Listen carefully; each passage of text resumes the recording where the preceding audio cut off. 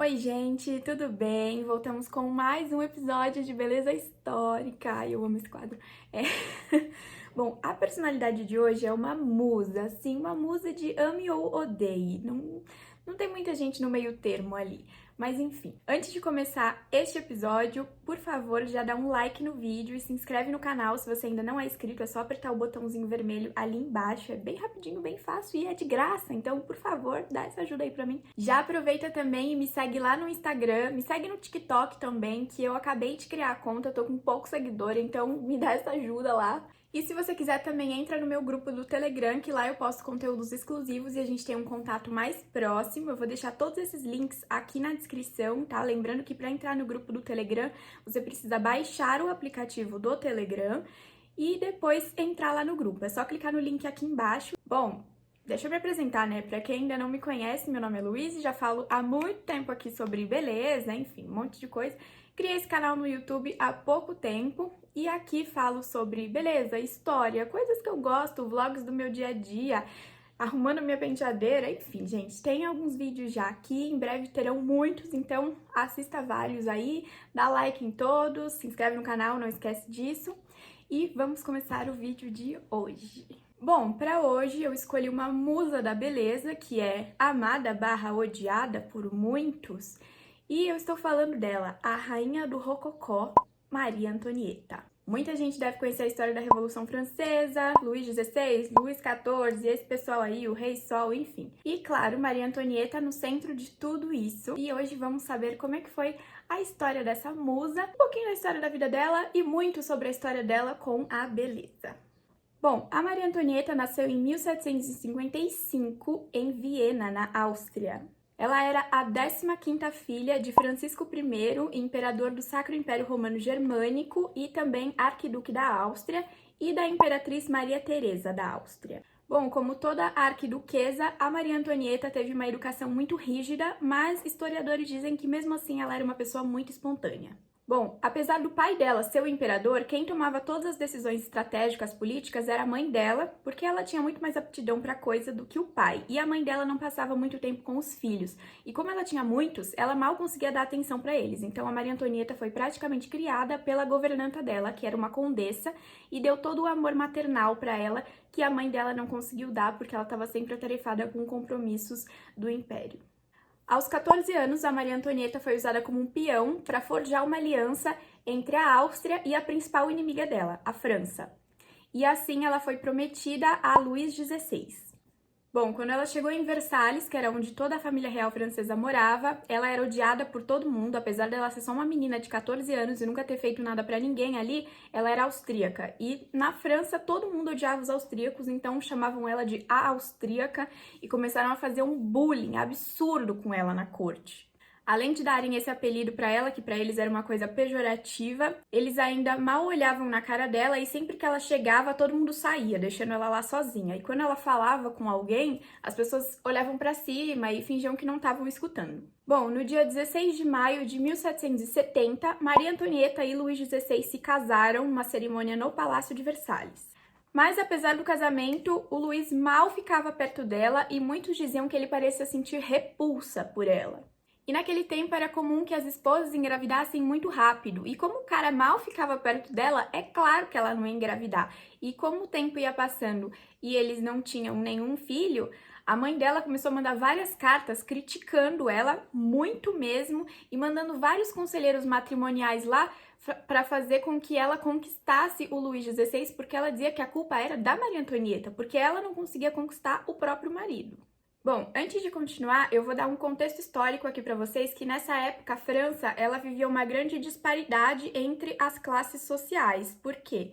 Existiam os milionários, que era quem? A nobreza, e existiam os miseráveis, que não tinham o que comer, não tinham uma classe média.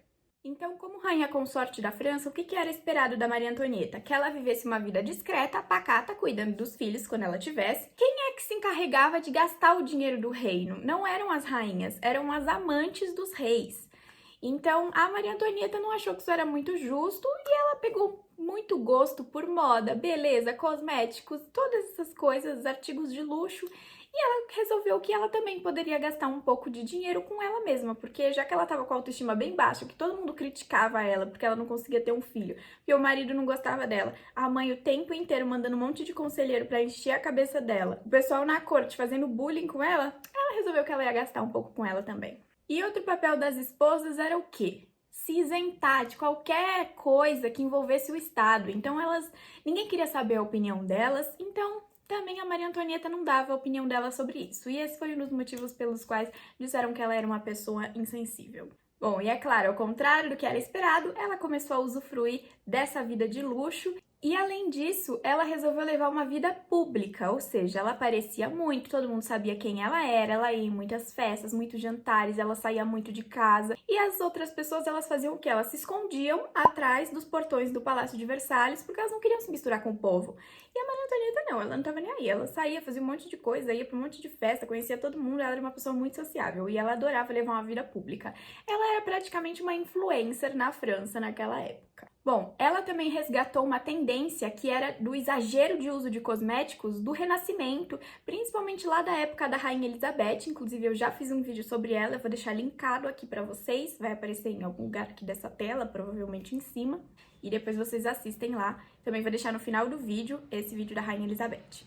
E entre os cosméticos que as pessoas estavam voltando a utilizar muito, estava o Ceruse veneziano, que eu também já falei no vídeo da Rainha Elizabeth, que é o quê? Uma mistura de chumbo branco e vinagre que elas passavam no rosto pra deixar tipo uma base de cobertura bem alta e com a pele toda branca, né? E negócio de chumbo que estragava toda a pele. E embora as pessoas já soubessem do potencial fatal do Ceruse veneziano, porque ele poderia matar envenenado quem usava, ele ainda era um grande sucesso. Então muita gente usava e o pessoal não tava nem aí se aquilo fazia mal ou não. O importante é que ficava bonito no rosto. Porém, o cosmético mais utilizado no século XVIII, naquela época, era o chamado rouge, que era uma pasta vermelha, enfim, tinha vários tons que as pessoas usavam para colorir o rosto, para fazer um blush, elas usavam até na boca. E as cores do rouge iam desde o rosa clarinho até o laranja bem vivo, que era quase um vermelho. O rouge era usado não só por mulheres, mas também pelos homens, e era aplicado com uma esponja de lã espanhola. A origem dos ingredientes do rouge também alterava a cor dele. Então, por exemplo, quando ele era extraído de besouros, ele tinha uma coloração vermelha azulada.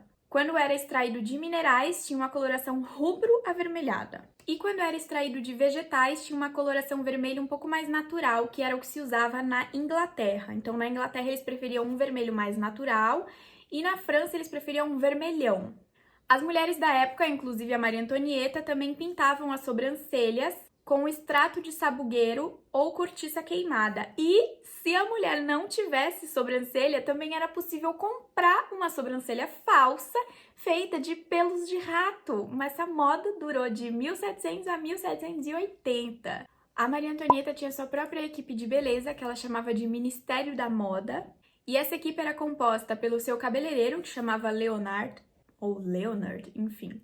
Tinha também a modista dela, que chamava Marie-Jeanne, e o maquiador e perfumista dela, Jean-Louis, que fazia vários cosméticos para ela, inclusive ele fez para ela 9 tons de rouge, enquanto as outras mulheres tinham apenas um tom.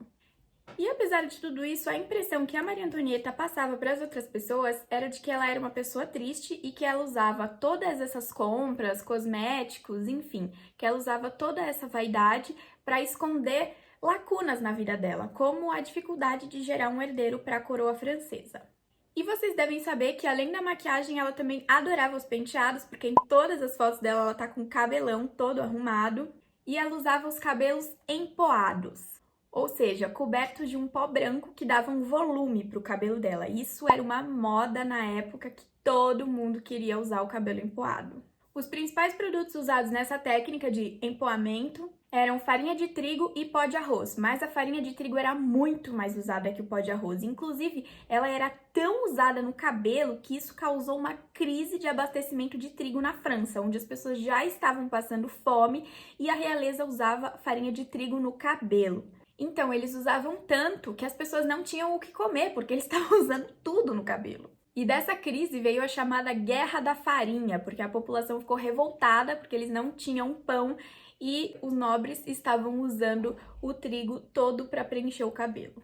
Em meados de 1775, o estilo rococó, que é aquele estilo todo... Enfim, vou deixar fotos aqui pra vocês de rococó. Ficou ainda mais opulento, então tudo era maior. Os cabelos eram maiores, as joias eram maiores, os vestidos eram maiores, enfim, tudo era maior, mais opulento, mais cheio de coisa. Então virou realmente um estilo rococó. E quando a Maria Antonieta finalmente engravidou, o cabelo dela ficou super fino e começou a cair em várias partes. Então teve algumas partes que ela ficou quase careca e ela começou a usar perucas. Então o cabeleireiro dela, que também era um peruqueiro, começou a fazer perucas muito grandes, muito cheias de coisa para elas, e a peruca também virou moda nessa época.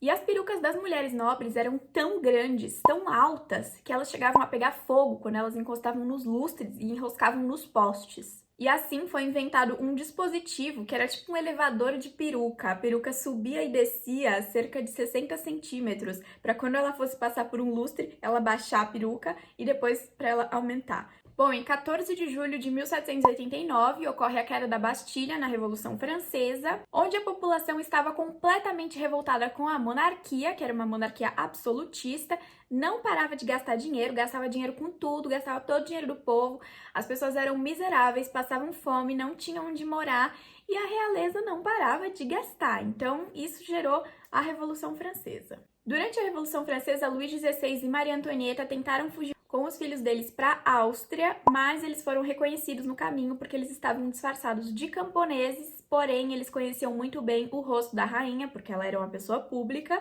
e eles acabaram reconhecendo todos eles e foram presos. Bom, Luís XVI foi guilhotinado antes de Maria Antonieta e no dia 14 de outubro de 1793, depois de alguns anos na prisão, Maria Antonieta é finalmente julgada, onde ela é acusada de esgotamento do Tesouro Nacional, negociações e correspondências secretas com inimigos, porque ela mandava muitas cartas para os parentes dela na Áustria, e a Áustria ainda era considerada uma inimiga da França, e ela também é acusada de conspiração. Sendo assim, ela foi julgada por alta traição e 41 testemunhas apareceram lá para difamar Maria Antonieta e garantir que ela fosse condenada. Até então, a Maria Antonieta achava que, mesmo que ela fosse condenada, ela seria deportada para a Áustria, mas não.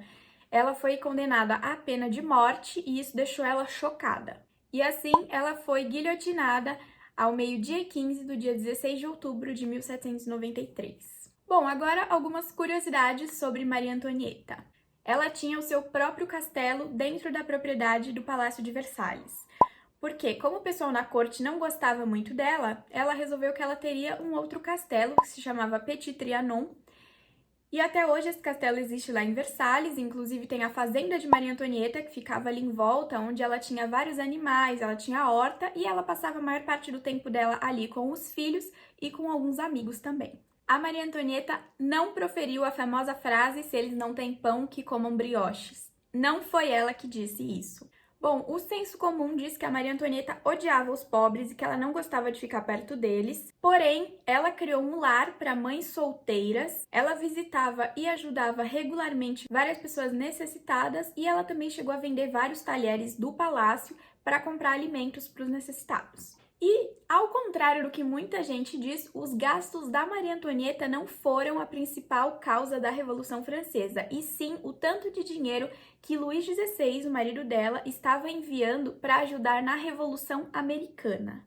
Ao invés de cavalos, ela costumava cavalgar em burros, porque para ela eles eram mais dóceis, então sempre que ela ia fazer as cavalgadas dela 3 vezes por semana na floresta, ela ia no seu burrinho. A Maria Antonieta também amava crianças e ela teve 4 filhos biológicos: a Maria Teresa, o Luís José, Luís Carlos e a Sofia. Porém, só a Maria Teresa chegou à idade adulta, ela acabou morrendo com 72 anos, mas a Sofia morreu antes do 1º ano de vida, o Luís José acabou morrendo de tuberculose aos 7 anos, e o Luís Carlos morreu na prisão quando Maria Antonieta e Luís XVI foram presos, quando eles estavam fugindo da França para a Áustria. Ele morreu aos 10 anos de idade na prisão devido a condições insalubres que eles viviam lá. Além dos 4 filhos biológicos, Maria Antonieta também adotou outras 7 crianças, filhos de funcionários dela que tinham falecido. E ela criou todas essas crianças lá no Petit Trianon, junto com os filhos biológicos dela. Acontece que ela quase foi resgatada da prisão, porém, na noite da fuga dela, um dos guardas que já tinha sido subornado para libertá-la acabou com a fuga dela e ela não conseguiu fugir. Bom, apesar de pintarem ela como uma pessoa muito arrogante, as últimas palavras que ela proferiu foram palavras muito humildes, porque quando ela estava indo para a guilhotina, ela acabou tropeçando no pé do carrasco e ela disse para ele: "Perdoe-me, senhor, eu não fiz de propósito". Depois de guilhotinada, ela foi enterrada em uma cova rasa e sem identificação no cemitério Madeleine, mas em 1815, tanto o corpo dela quanto o corpo de Luís XVI foram transportados para a Basílica de Saint-Denis, na França, onde estão até hoje. Bom, gente, essa foi a história de Maria Antonieta. Eu espero que vocês tenham gostado. Deixa aqui nos comentários se você tem alguma sugestão para o próximo vídeo, se tem alguma outra história que você gostaria que eu contasse aqui. Também não esquece de dar o like no vídeo, se inscrever no canal aqui no botãozinho vermelho, me seguir lá nas redes sociais, eu vou deixar todos os links aqui na descrição, é só você clicar e você já vai cair lá no meu perfil. E aqui no final desse vídeo também vai ter a playlist do quadro Beleza Histórica, que é este quadro aqui. E tem vários vídeos lá, então assista os outros vídeos também. Além disso, tem o vlog da minha penteadeira, que eu gravei há poucos dias, onde eu também fiz várias resenhas de vários produtos legais. E também tem o vídeo de como eu acabei com o meu cabelo, então tem várias coisas para você assistir aqui. E é isso, gente. A gente se vê no próximo vídeo.